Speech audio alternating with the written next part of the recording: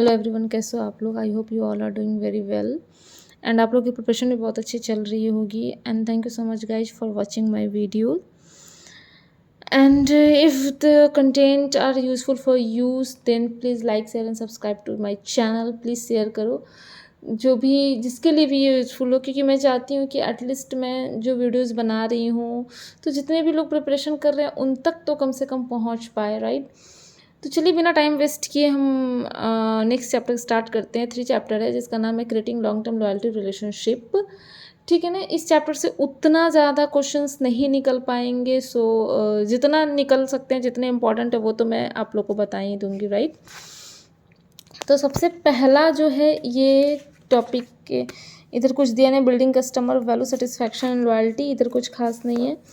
फिर हम आएंगे कस्टमर परसीव्ड वैल्यू। ठीक है ना। कस्टमर परसीव्ड वैल्यू का मतलब क्या होता है, जैसे आप लोग को वर्ड से ही पता चल रहा है कि कस्टमर परसीव वैल्यू मतलब कस्टमर कितनी वैल्यू परसीव कर रहा है। मतलब टोटल प्रोडक्ट सेल करने के बाद आप जो भी प्रोडक्ट सेल कर रहे हैं, यानी कस्टमर जो भी प्रोडक्ट खरीद रहा है, जो कॉस्ट वो पे कर रहा है उस कॉस्ट के बदले उसे क्या बेनिफिट मिल रही है, that is the customer perceived value.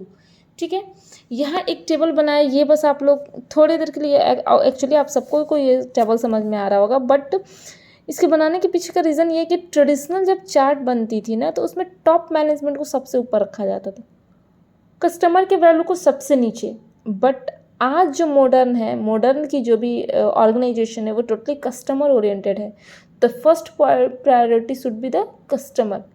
ठीक है। तो बस यही डिफरेंस है ट्रेडिशनल में और अब में, राइट। अब हम लोग आते हैं कस्टमर परसीव्ड वैल्यू। तो पढ़ने के लिए तो ये लंबा चौड़ा बहुत सारा चीज़ है, बट मेन इंपॉर्टेंट क्या है, क्वेश्चन कैसे पूछता है इस पर। कस्टमर परसीव्ड वैल्यू जो होता है वो total customer benefit minus total cost, यानी कि कस्टमर ने जितना कॉस्ट पे किया, जितना पैसा पे किया, उसके बदले उसे क्या बेनिफिट मिली, that is the customer perceived value, है ना। उसके बाद कह रहा है कस्टमर कॉस्ट।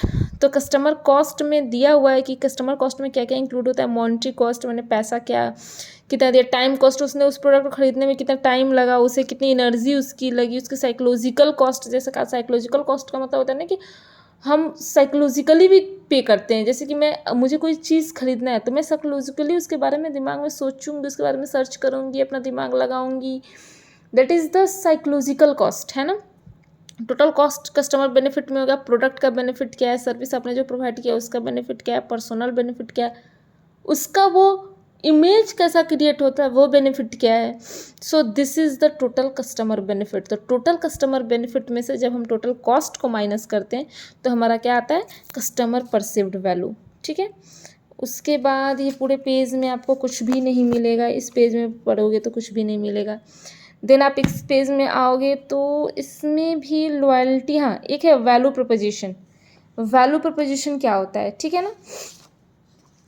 तो देखो यहाँ मैंने लिखा है कि वैल्यू प्रपोजिशन का मतलब होल क्लस्टर ऑफ बेनिफिट जो कंपनी प्रॉमिस करती है कस्टमर को डिलीवर करने के लिए। जैसे होता है ना कि एडवर्टाइजिंग में कंपनी दिखाती है कि हमारा प्रोडक्ट ऐसा है, नील उजालू मतलब जैसे ना नील का प्रचार देता है कि हाँ बहुत उजाला देगा, क्या मतलब कस्टमर हमें कंपनी में प्रॉमिस कर रही है कि उसके प्रोडक्ट से आपको ये बेनिफिट मिलेगा।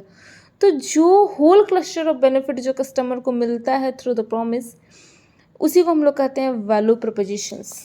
ठीक है। अब इस टॉपिक में फिर आपको कुछ भी नहीं मिलेगा इस पेज में। Then next one is the value delivery system है, इसमें भी कुछ नहीं है। सेटिस्फैक्शन क्या है, आप लोगों को पता है, एक पर्सनल जो होता है कि फीलिंग्स जो होती है ऑफ प्लीजर या डिसअपॉइंटमेंट, दैट इज़ द सेटिस्फैक्शंस। उसके बाद इस पेज में भी आपको कुछ भी ऐसा नहीं मिलेगा। Then you come on the next page. इसमें आपको एक पीरियोडिक सर्वे है, तो उसको आपको तो पता है कि टाइम टू टाइम जो सर्वे होता है उसे हम लोग पीरियोडिक सर्वे बोलते हैं। देन आपका आएगा इधर मिस्ट्री शॉपर्स। ठीक है ना। मिस्ट्री शॉपर्स क्या होता है, तो मिस्ट्री शॉपर्स जो होते हैं ना कि समवन जिसको कंपनी के द्वारा हायर किया जाता है कि वो किसी जगह पे जाके एज अ कस्टमर पोज करे। मतलब मैं एज ए एग्जांपल देके आपको बताती हूँ कि मिस्ट्री शॉपर्स में क्या होता है। जैसे मान लो कि हमने कोई प्रोडक्ट लॉन्च किया, हमने कोई चॉकलेट लॉन्च की, है ना, और उस चॉकलेट के बारे में किसी को कुछ भी नहीं पता। जो भी लोग आते हैं वो किसी को उस चॉकलेट के बारे में नहीं पता। जो भी लोग आते हैं वो ऑब्वियसली जो पहले से चॉकलेट चल रहा है, कैडबरी ले लिया, डेयरी मिल्क ले लिया, अरे स्टार 5 स्टार ले लिया, मतलब जो भी वो मंच को कौन कौन सा चॉकलेट मुझे एक बैग से ध्यान में भी नहीं आता है, राइट। तो मान लो कि इतने सारे चॉकलेट्स हैं तो कोई आएगा इन्हीं की डिमांड करेगा। मैंने मेरे प्रोडक्ट को तो कोई जानेगा भी नहीं, तो मैं एक तो एडवर्टाइजिंग में करा रही हूँ, तो चलो भाई जो एडवर्टाइजिंग देखेगा वो उसके बारे में जानेगा। उसके अलावा मिस्ट्री शॉपर्स एक पर्सन रिक्रूट करती है कंपनी, और वो क्या करेगी, वो उस पर्सन का काम होता है हर दुकान पे जाके उसी पर्टिकुलर सामान के लिए मांगना। अरे भैया ये चॉकलेट है, तो वो बोलेगा नहीं नहीं भैया यही चॉकलेट दो, ये मुझे अच्छी लगती है। So this is the mystery shoppers. ये भी एक मार्केटिंग करने का एक तरीका है ताकि लोगों के कानों तक वो प्रोडक्ट पहुंचे। ऑब्वियसली उस दुकान के पास आसपास जितने भी लोग होंगे, चाहे दुकान पे जितने भी लोग होंगे, वो सुनेंगे अरे ये कौन सा प्रोडक्ट है, भैया कौन सा प्रोडक्ट मांग रहे थे, है ना। तो इस तरह से भी कंपनी जो है अपने प्रोडक्ट का एडवर्टाइजिंग करती है। तो इसी हमें कहते हैं मिस्ट्री शॉपर्स। तो ये हो गया मिस्ट्री शॉपर्स, ठीक है ना। उसके बाद में हम ये पेज पढ़ेंगे तो इसमें है एक quality, product and service quality. Quality जो है वो 2 टाइप से होता है। अब इसमें कौन कौन सा क्वालिटी होता है, एक कन्फॉर्मेंस क्वालिटी होता है, एक होता है परफॉर्मेंस क्वालिटी। अब आप लोग बोल दोगे कन्फॉर्मेंस और परफॉर्मेंस क्वालिटी में डिफरेंस क्या है, मैं बताती हूँ। वर्ड से पकड़ो, चीज़ों को इस तरह से पकड़ो ना ताकि आपको जैसे ही वो वर्ड आए आपको तुरंत हिट कर जाए दिमाग में, आपको रटना ना पड़े, ठीक है ना। परफॉर्मेंस क्वालिटी, क्वालिटी का मतलब तो पता ही है आपको, गुण उसके अंदर क्या है। बट परफॉर्मेंस क्वालिटी का मतलब वो परफॉर्म कर रही है कि नहीं, उसकी परफॉर्मेंस कैसी है। जब हम इसकी बात करते हैं ना तो वो कहलाता है परफॉर्मेंस क्वालिटी। कन्फॉर्मेंस क्वालिटी मतलब कन्फर्म करना। जैसे हमने कहा कि हमारा प्रोडक्ट जो बन के रेडी हो रहा है, जैसे मान लो कि हमने कन्फर्म किया कि ये जो हमारा प्रोडक्ट बन के आएगा इसमें शुगर का मतलब चीनी कम होगी, इसमें फैट कम होगा, इसमें जो भी होगा वो मतलब न्यूट्रिशन को बढ़ाने में हेल्प, मतलब सॉरी जो भी होगा वो हेल्दी होगा। अब कन्फर्मेंस का मतलब ये हुआ कि हमने जब वो प्रोडक्ट बन के आ रही है तो वो कंफर्म होनी चाहिए कि हमने जितनी चीज़ें कही थी वो उसके अकॉर्डिंग है। So that is the conformance quality, मैंने हमने कंफर्म किया, दैट वाज द अकाउंटेबल। मतलब कन्फर्मेंस क्वालिटी में आप उस चीज़ के लिए अकाउंटेबल होते हो कि हाँ आपने जो चीज़ कहा था वो कंफर्म है कि नहीं, that is the conformance quality. Performance quality मतलब उस अकॉर्डिंग वो परफॉर्म कर रही है कि नहीं, तो that is the performance quality, है ना। आई होप कि आप लोग को समझ में आया हो।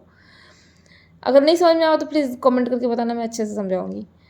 तो ये हो गया आपकी क्वालिटी। तो क्वालिटी में हो गई आपका conformance quality and performance quality. Then आता है maximum customer life time value. इसमें भी कुछ नहीं है, ये पूरा पेज पढ़ोगे तब भी कुछ उतना खास इंपॉर्टेंट क्वेश्चन नहीं मिलेगी। देन हम आते हैं कस्टमर प्रॉफिटेबिलिटी, जिसमें 2 चीज़ों की बात होती है। एक होता है कस्टमर प्रॉफिटेबिलिटी एनालिसिस और एक इसी को ही हम लोग एक्टिविटी बेस्ड कॉस्टिंग कहते हैं। मतलब customer profitability analysis is best conducted with the tool of accounting technique, जिसको कहा जाता है एक्टिविटी बेस्ड कॉस्टिंग, यानी एबीसी जो होता है वो कस्टमर प्रॉफिटेबिलिटी एनालिसिस करने का एक टूल है, ठीक है। इसमें क्या होता है एक्टिविटी बेस्ड कॉस्टिंग में, identify real cost associated with serving each customer. मतलब हर प्रत्येक कस्टमर को सर्व करने पे कंपनी की कितनी कॉस्टिंग लग रही है, कितना कॉस्ट उसका खर्च हो रहा है, that is the activity based costing. मतलब एक एक्टिविटीज़ को परफॉर्म करने में कंपनी को कितना कॉस्ट बियर करना पड़ रहा है, that is the activity based costing. Then आपके फिर नेक्स्ट टॉपिक पे आइएगा तो इसमें एक है customer customer life time value. तो कस्टमर लाइफ टाइम वैल्यू में हम लोग देखते हैं, जैसे एक आप लोग अगर MBA किए हैं, अगर फाइनेंस से किए हैं तो उसमें NPV आता है, net present value. Net present NPV क्या होता है? एनपीवी का मतलब होता है कि अगर आज मतलब मैं बता रही हूँ कि जिस चीज़ की कीमत जितनी है 10 साल बाद उसकी कीमत उतनी नहीं होगी। जैसे 10 रुपये की जितनी कीमत अभी है, 10 रुपये में आप चॉकलेट खरीद ले लो और ये खरीद ले लो और खरीद, 10 साल बाद 10 रुपये का कोई कीमत नहीं होगा। जैसे पहले हम लोग होता था ना 50 पैसा 25 पैसा चरन्नी अठन्नी जिसको हम लोग बोलते हैं, उसमें भी चॉकलेट्स मिल जाते थे। अब मिलेंगे? अब तो वो सिक्के ही बंद हो गए।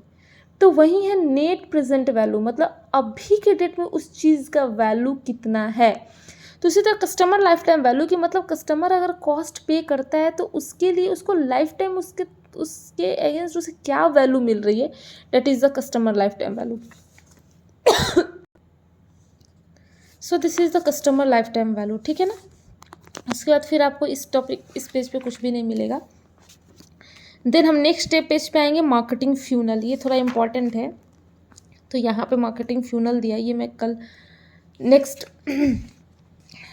वीडियो में कवर करूँगी। आई थिंक कल ये आपका चैप्टर कंप्लीट हो जाएगा, क्योंकि इस चैप्टर में उतना इम्पॉर्टेंट क्वेश्चन नहीं है। So thank you so much guys for watching my videos, and I hope मेरी वीडियो जो भी है वो आप लोग के लिए हेल्पफुल हो रही होगी, है ना। अगर हेल्पफुल है आपके लिए तो please like share and subscribe to my channel, and please comment करके बताना कि आपको ये वीडियो कैसी लगी। कमेंट ज़रूर करना, बिकॉज मैं हर वीडियो में बोलती हूँ it makes my day. Thank you so much guys.